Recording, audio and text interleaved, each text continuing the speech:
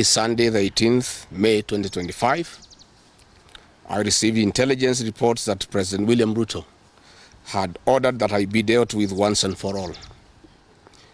And since the goons sponsored by the state on several occasions had failed, police and other state security agencies had to come in.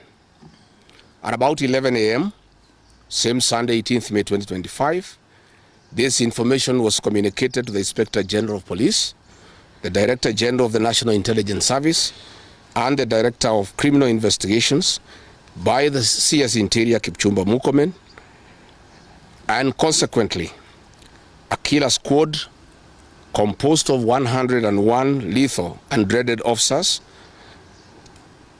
from the administration police and seconded to the National Intelligence Service, accompanied by officers from the DCI, the Anti-Terrorism Police Unit, the General Service Unit, and the regular police were deployed. This killer squad have been carrying out extrajudicial killings and abductions. Yesterday, they were mobilized and cordoned off and blocked all exits from Gatanga constituency. This squad was armed to the teeth and hooded and with masks to conceal their identity because of the heinous acts they wanted to commit on us. This is despite that there are existing guidelines from the High Court that officers should be in uniform and not conceal their identity.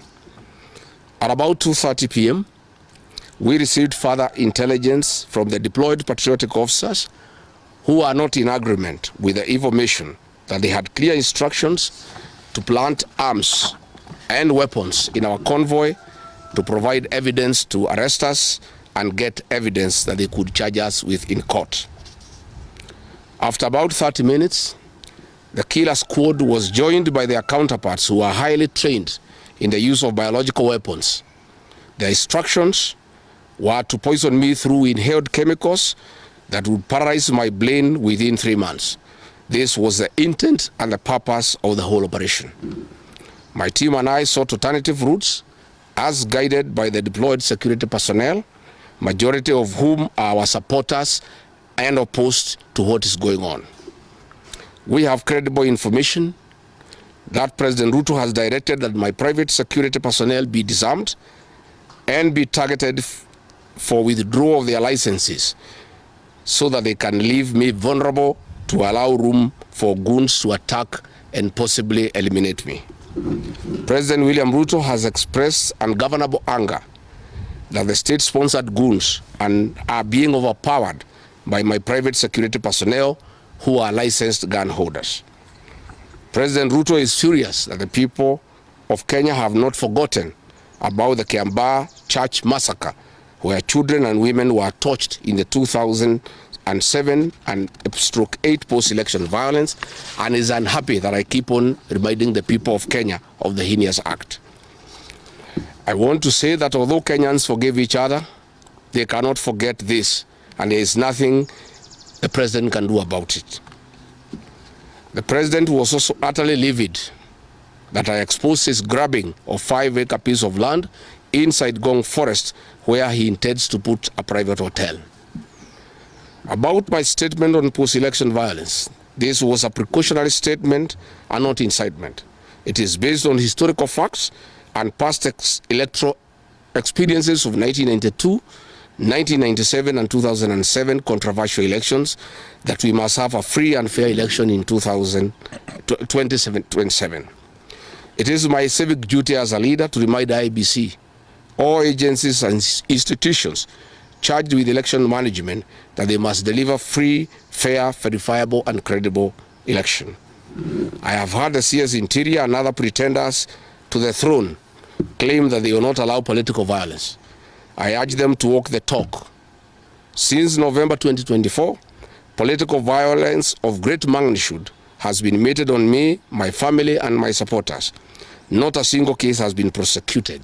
For instance, on 28th November 2024, at a solemn funeral service in Limuru, Kiambu County, I was attacked by organized criminal gangs and a police escort. On 28th December 2024 in Shamata, Nyandarua, an inspector of police flanked by criminal gangs threw tear gas canisters at me. On 23rd March 2025 at ACK St. Peter's Cathedral in Nyeri, my convoy was attacked at a church compound by a known criminal gang under police escort. On 29th March 2025 in Naivasha town, we were attacked by the police. On 6th April 2025 at a church service in Mwik, PCA, hooded goons attacked us inside the church. We dismiss with contempt the loose talk by CS Interior that during the DCP party unveiling, where goons dared to cause chaos were fighting for handouts from us. These were state-sponsored, but fortunately, they were overpowered by security personnel and supporters. The CS has given instructions that instead of arresting the said goons, they disarm my security personnel to give goons free access to me and my supporters in future occasions. Let it be known that our party DCP has organic support, and we do not pay supporters to attend our meetings the way the government is doing to people to attend their meetings. Finally, let me assure the planners of this violence that you will not stop the cause of the people of Kenya. The one-term movement and the DCP party popularity will not be stopped and will not be slowed down. The cause to liberate Kenya is not about Rigathi Gachagua. All the leaders with me. Wasting time and resources to stop me is a zero-sum game. The people of the Republic of Kenya have said that lies must stop, roads must be built, corruption must stop, abductions and extrajudicial killings must stop, education and health systems must work. They are some of the things that are making the people of Kenya restless. We are putting our supporters on high alert that they have the right to express their frustrations if injustice is meted on us. My supporters and I will not be cowed or intimidated by the use of the criminal justice system to manage politics. The drama of waylaying us on roads should be stopped. If the government knows that I have committed a crime known under the laws of Kenya and identified in the penal code, they know all my homes. And I'm here. They know my Wamanyoro home. They don't need to lay me on the road. Let them just come here, and if you have committed a crime, they can come and arrest me and take whatever action that they want to take. That is the end of the statement. Iko swali? Yes. Yes. Have you been summoned by maybe any investigative agency? There are concerns that maybe you've snapped some stuff. I have not been summoned by anybody, and I'm waiting if there is any summon. What happened is that they wanted to plant weapons in my convoy, and they wanted to use chemicals so that they can paralyze our brain the way they did to Kenneth Matiba. And that is why we had to take an escape, an alternative route to get here. I would have wished they came here instead of wailing us on the road and using those dreaded criminals who are responsible for abductions and extrajudicial killings. And that squad works under the Director General of the National Intelligence Service. It's 101 officers who are recruited from the administration police, and they have been given special training by the National Intelligence Service, and they are responsible for the abductions and extrajudicial killings. And that is the squad that had been planned yesterday and mobilized so that they can incapacitate me and my people. Yes. Thank you so much. My name is Theo from Citizen TV. Just two questions from you. Have you reported the latest incident towards threats to your life? Report to who? These are the same people who want to kill me. How do you report to the people who are planning to poison your mind so that the brain can be paralyzed and then you become a vegetable? I cannot report. And I wrote to the Inspector General of Police and the Director of Criminal Investigations. Instead of answering the issues I had raised, told me to report to the next police station. Yet all these things have happened under the cover of the police. So it is useless to go and report to the police. That is why I'm talking to the people of Kenya, so that if anything happens to me, President William Ruto must be held accountable. And I want to say, when they hounded me out of office, I pleaded with my supporters to stay calm and express their displeasure by singing. That is no longer going to be the case.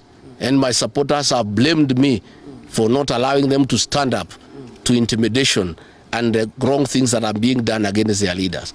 Therefore, our supporters are on high alert, and they will be part of the leadership and ourselves who will be resisting impunity and intimidation by William Ruto and the government. Oh, yes. You've been on record in church in Gachagua yesterday saying you were misquoted. But in that particular show, you also had stating that should the elections be rigged in 2027, then it's going to be worse than how it was. I didn't say I was misquoted. I said the interpretation is wrong. People are not interpreting what I said correctly. Mine is a cautionary statement. And history is very important. During the finance bill of 2024, I did caution President William Ruto and the cabinet that it will bring problems because I listened to the people of Kenya. When a member of parliament from Rift Valley says that even if the votes are not enough, they will know how to manufacture them. When another leader from Rift Valley say they can rule for 24 years. These are the things that have put the people of Kenya on notice, and people are speaking. Yes. And as a responsible leader, I must caution IBC that the people of Kenya are saying, please don't try. And we are saying we must draw parallels from history. And all I was saying is that that has happened before in 2007, and it is possible it can happen now. And I was asking IBC to be patriotic enough to make sure they don't put the country into a crisis. That is all I did. I did not ask anybody to cause violence. I did not say people will fight each other. I just said, let's be careful. This has happened before, and it was bad. And from the way people are speaking, it could be worse. That is all I said. Enough. Yes, Waweru. My name is Waweru from Noro TV. On allegations of him, could you or any members of your security detail be armed beyond what security officers will return to as normal? No, I am a licensed firearm holder. I've been licensed as a firearm holder from 1995. Officers who helped me are licensed firearm holders within the provisions of the law. We don't carry any illegal weapons. In this country, civilians are allowed to have firearms. Yeah. And since the government withdrew security around me, and there has been so many attacks against me, it was my responsibility to put up a team of civilian firearm holders to escort me around. And there is nothing that is illegal, and there is nothing that is wrong.